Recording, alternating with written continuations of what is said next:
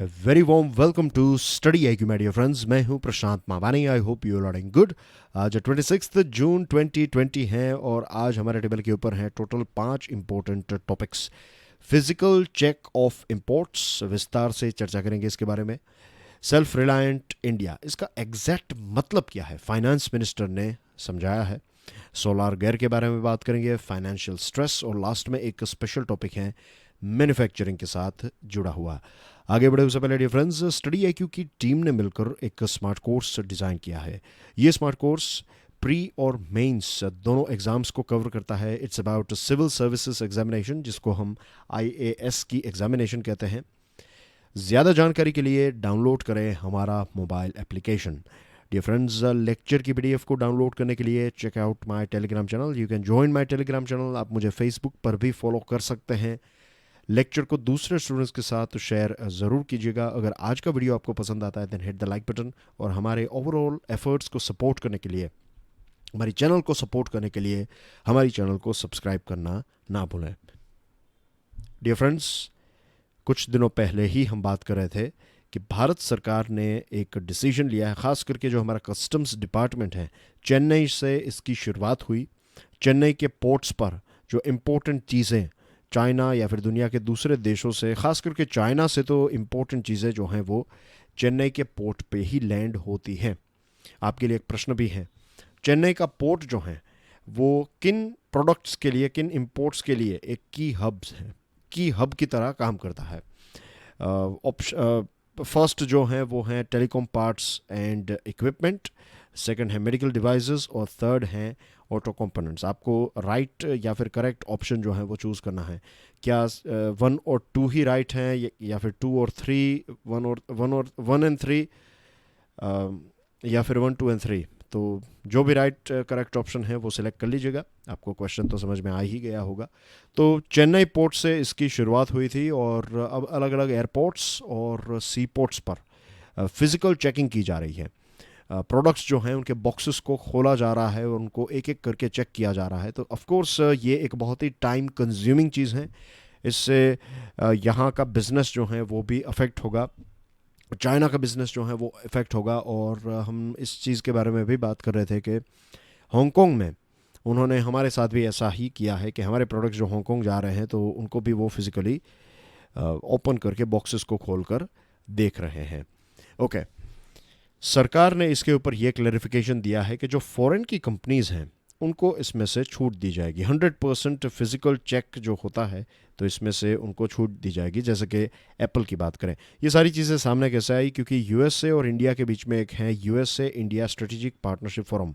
तो बहुत सारी ऐसी कंपनीज जो हैं, एप्पल एक्सेट्रा, तो ऐसी बहुत सारी हज़ारों कंपनीज जो हैं वो इस स्ट्रेटेजिक पार्टनरशिप फोरम के साथ जुड़ी हुई हैं। और उन्होंने गवर्नमेंट को ये बताया कि ये इश्यू हो रहा है यूएसए गवर्नमेंट को। फिर यूएसए गवर्नमेंट ने बेंसिस USA India strategic partnership forum के माध्यम से भारत सरकार को बताया। डीपीआईआईटी जो है उन्होंने इनफॉर्मली फाइनेंस मिनिस्ट्री को भी ये बताया था कि ये एक इश्यू जो है बहुत सारी कंपनीज फेस कर रही हैं।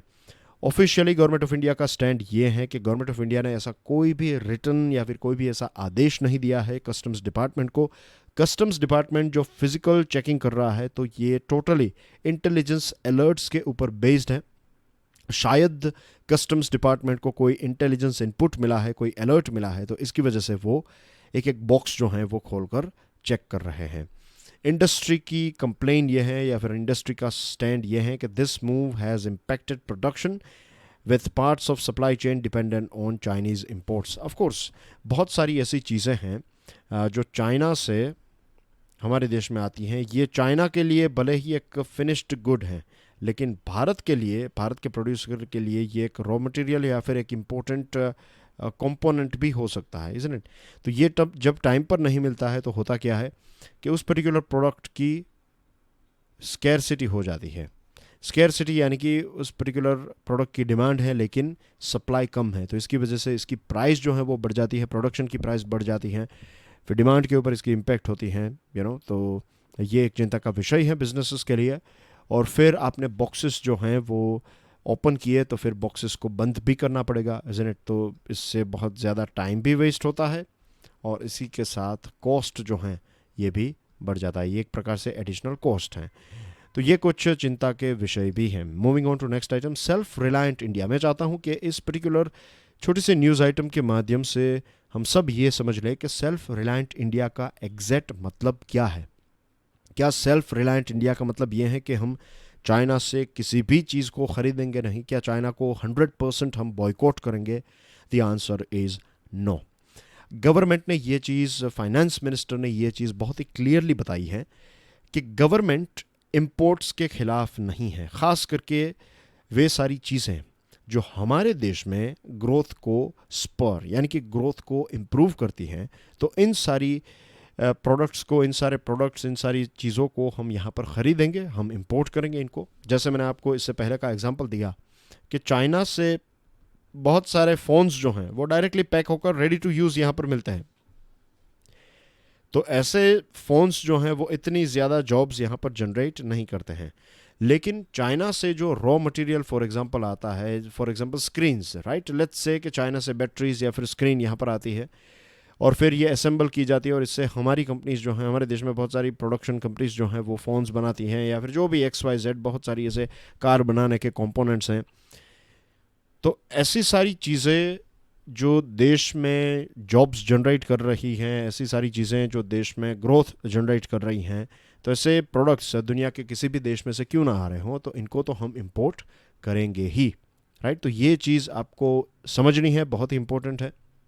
निर्मला सीतारमन जी ने क्या बताया कि वे सारी चीज़ें जो यहाँ पर ग्रोथ सपोर्ट नहीं करती हैं, इनफैक्ट हमारा जो लोकल प्रोडक्शन है वो भी हमसे छीन लेती हैं, हमारी जो एम्प्लॉयमेंट की अपॉर्चुनिटीज़ हमसे छीन लेती है। तो ऐसा सारा इंपोर्ट्स जो हैं उनका सरकार डेफिनेटली विरोध करेगी। उन्होंने एक बहुत ही अच्छा एग्जाम्पल भी दिया कि हमारे देश में आज सिचुएशन ऐसी हो गई है, हम इतने हद तक चाइना के प्रोडक्शन के ऊपर निर्भर हो चुके हैं कि जो गणेश जी की एक मूर्ति है, गणेश जी की जो आइडल्स होती हैं, तो ये सारी मूर्तियाँ, छोटी बड़ी मूर्तियाँ जो हैं वो भी चाइना में पैदा होती हैं और एक बहुत बड़ी क्वांटिटी में हर साल हम इनको इंपोर्ट करते हैं। तो क्या ये मूर्तियाँ हमारे देश में हम नहीं बना सकते? ऑफ कोर्स बना सकते हैं, लेकिन वहाँ से थोड़े कम दाम में मिल रही हैं। फिर वो लोग जो लो क्वालिटी के आइटम्स हैं, ये प्रोडक्ट्स जो हैं, रॉ मटेरियल, उसका भी इस्तेमाल कर रहे हैं। तो वो सारा मटेरियल हम यहाँ पर ख़रीद रहे हैं और फिर जब हम पानी में बहाते हैं, या फिर ऐसे ही सिर्फ गणेश जी की मूर्तियों की बात नहीं है, ऐसे बहुत सारे प्रोडक्ट्स हैं, फिर वो रॉ मटेरियल यहाँ पर हमारे एनवायरनमेंट को पोल्यूट करता है। तो self reliant India does not mean that imports should not be done at all. For growth and creation of jobs here you may please do whatever imports that are needed. Finance minister Nirmala Sitharaman ji ने clear शब्दों में बताया है कि growth और jobs create करने के लिए, या फिर वे सारी चीज़ें जो जॉब्स और ग्रोथ क्रिएट करती है, तो उनको आप इंपोर्ट कीजिए। अननेसेसरी आइटम्स जो हैं उनको इंपोर्ट करना बंद कर दीजिए। Moving on to next item, financial stress.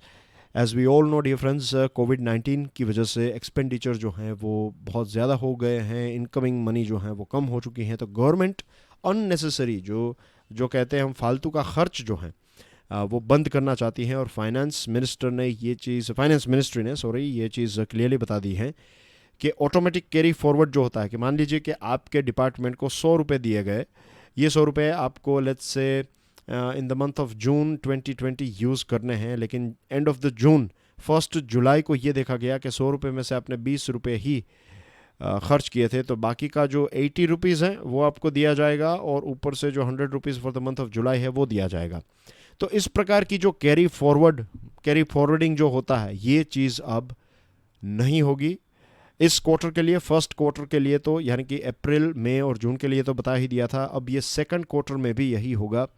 जुलाई, अगस्त, सितंबर, ये 3 महीनों में भी ऐसी कोई कैरी फॉरवर्डिंग नहीं होगी। इसी के साथ साथ 8 अप्रैल को फाइनेंस मिनिस्टर ने यह ऑर्डर भी दिया था कि जितने भी हमारे डिपार्टमेंट्स हैं, जितने भी मिनिस्ट्रीज़ हैं, तो उनका अपना जो भी खर्च है, लेट्स से कि एक मिनिस्ट्री का एक दिन का या फिर एक महीने का 100 रुपये का खर्च है, तो उनको मेक श्योर करना होगा कि इस 100 रुपये के खर्च को वो 80 रुपीज़ या फिर मैक्सिमम 85 रुपीज़ तक रखें। इसमें 15 से लेकर 20% जितना उनको रिडक्शन करना है, अननेसेसरी चीज़ों को आइडेंटिफाई करना है और इनको रिमूव करना है। ऑफ कोर्स इसके पीछे मेन रीज़न है कोविड-19 और इसके वजह से जो लॉकडाउन हुआ।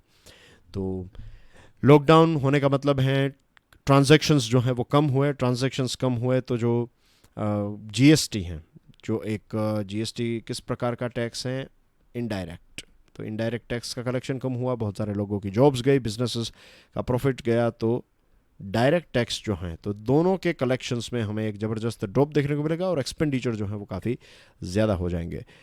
तो गवर्नमेंट पैसे बचाना चाहती है और ऑफ कोर्स बचाने भी चाहिए। गवर्नमेंट ने नई स्कीम्स और नए प्रपोजल्स लॉन्च करने से मना कर दिया है। जो स्टिमुलस पैकेज में जो भी अनाउंसमेंट किया था उन्हीं को कंटिन्यू किया जाएगा। बाकी कोई भी नई स्कीम्स जो हैं वो डिपार्टमेंट्स और मिनिस्ट्रीज़ के द्वारा लॉन्च नहीं की जाएगी। सोलार गेयर की बात करें तो लगभग 80 से लेकर 90% जितना जो सोलार इक्विपमेंट हमारे देश में हुए हैं तो ये चाइना से हम मंगवाते हैं।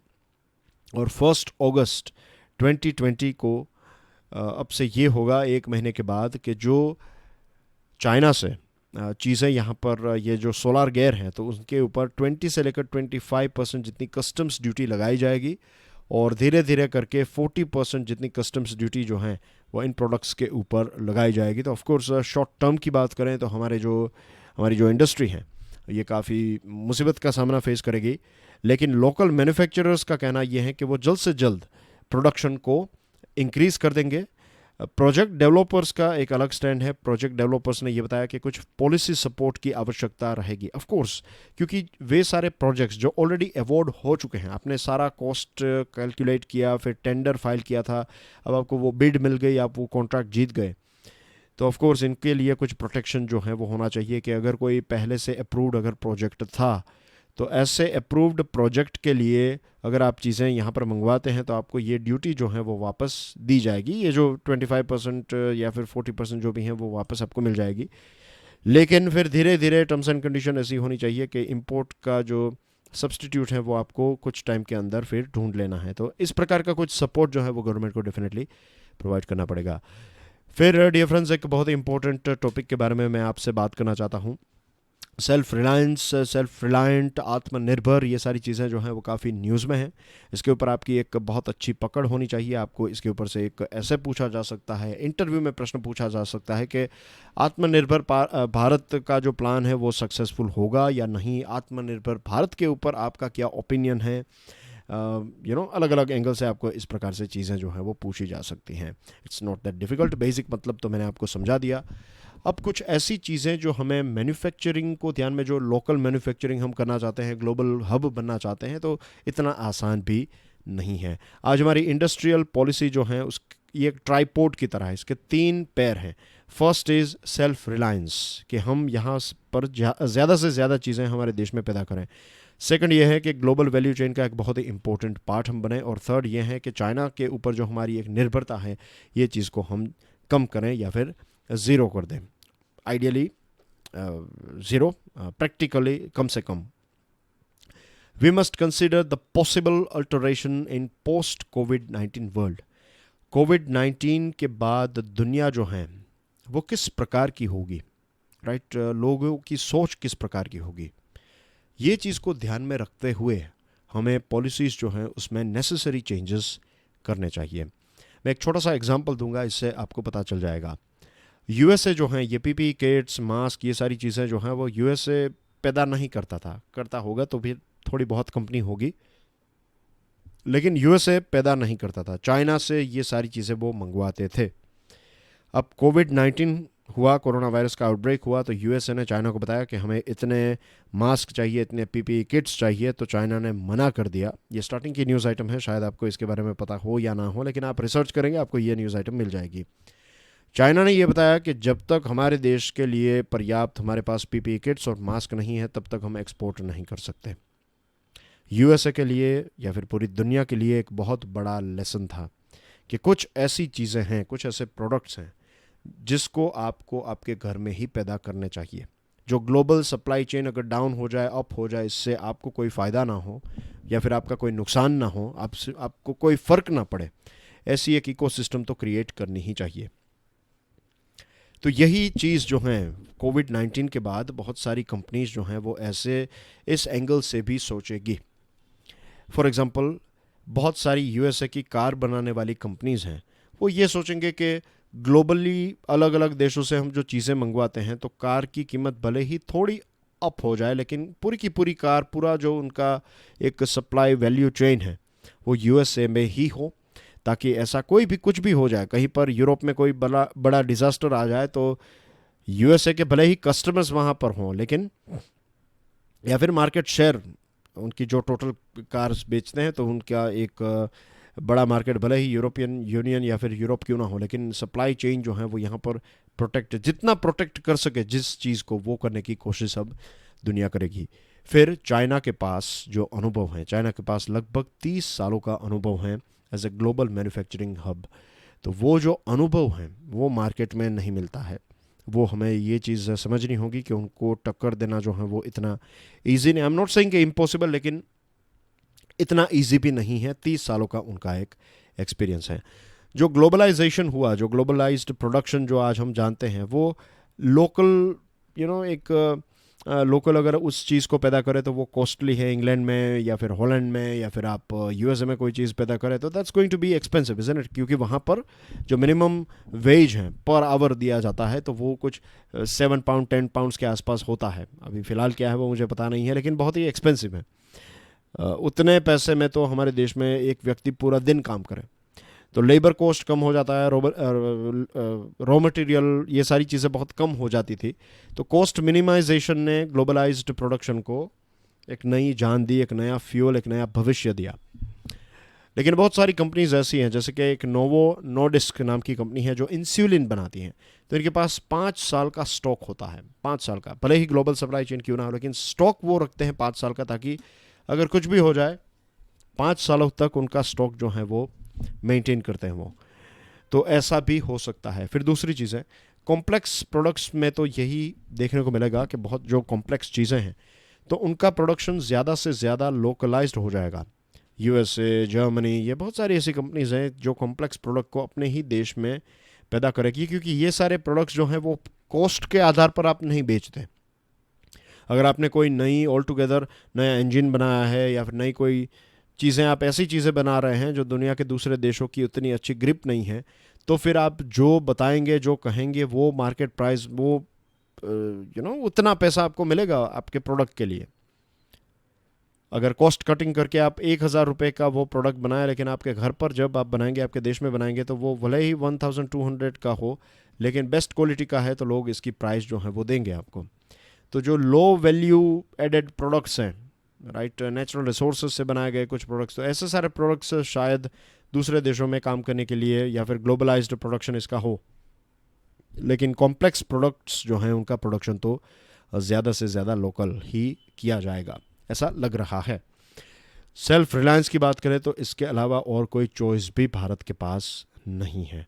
चाइना ने भी यही किया था। 2008 में जब फाइनेंशियल क्राइसिस आई तो उसके बाद कॉन्शियसली चाइना ने ज़्यादा से ज़्यादा अपने देश के लिए जो भी चीज़ें थी, ऐसा नहीं है कि चाइना ही सारी चीज़ें को एक्सपोर्ट करता है, अपने देश में सारी चीज़ें पैदा करता है। नो, चाइना भी बहुत सारे अलग अलग देशों से चीज़ें जो हैं वो मंगवाता है, लेकिन कॉन्शियसली चाइना ने इसको कम करने की कोशिश की। और ये जो सेल्फ रिलायंस है, चाइना के ऊपर डिपेंडेंस कम करना है, तो इससे थोड़े बहुत डिस्ट्रप्शंस भी होंगे। लेकिन ये जो हमारे इनपुट प्रोड्यूसर्स हैं, यानी कि हमारे देश में कोई एक चीज़ आपने पैदा की और ये रॉ मटेरियल के तौर पर कोई और कंपनी यूज़ करेगी, तो इनके लिए, और जो फाइनल गुड्स प्रोड्यूस करते हैं कि अलग अलग देशों से चीज़ें मंगवा कर यहाँ पर फाइनल एक प्रोडक्ट जो बनाते हैं, तो उनके लिए भी अपॉर्चुनिटी है। बस चैलेंज यही है कि आप ये चैलेंजिंग टाइम को कितनी अच्छी तरीके से हैंडल कर लेते हैं, राइट। आपकी ब्रांड बन सकती हैं। भारत की बहुत सारी कंपनीज जो हैं उनको ब्रांड बनने का मौका मिलेगा। आज करंट जो हैं वो उनके फेवर में हैं, तो it will become much easier for this companies to swim. और चाइना ने, जो दूसरे देशों ने जो इंडस्ट्रियल कॉमन तैयार किया है, कॉमन्स जिसको कहते हैं, इंडस्ट्रियल कॉमन्स का मतलब ये है कि 3 ऐसे ट्राइंगल आप बना लीजिए, या फिर एक पिरामिड है या फिर एक ट्राइंगल है जिसके 3 कॉर्नर हैं। ये पूरी इकोसिस्टम जो है, तो एक तरफ है आपके मैन्युफैक्चरर्स, राइट, एक तरफ है रिसर्च एंड डेवलपमेंट या फिर एजुकेशन भी इसके साथ जुड़ा हुआ है, और एक तरफ है गवर्नमेंट। तो ये जो ट्रायंगल है वो चाइना ने बनाया है। सरकार जो है वो मैन्युफैक्चरर की और यूनिवर्सिटीज़ की मदद करती है। यूनिवर्सिटीज़ जो हैं वो थियोरीज़ और प्रैक्टिकल चीज़ें एक्सपेरिमेंट करती हैं, नई चीज़ें पैदा करती हैं, इन्वेंट करती हैं, और फिर मार्केट में मैन्युफैक्चरर्स जो हैं इनको लॉन्च करते हैं। तो ये ट्रायंगल हमें भी बनाना होगा। And that's everything in today's discussion dear friends. Thank you very much. God bless you all. जय हिंद।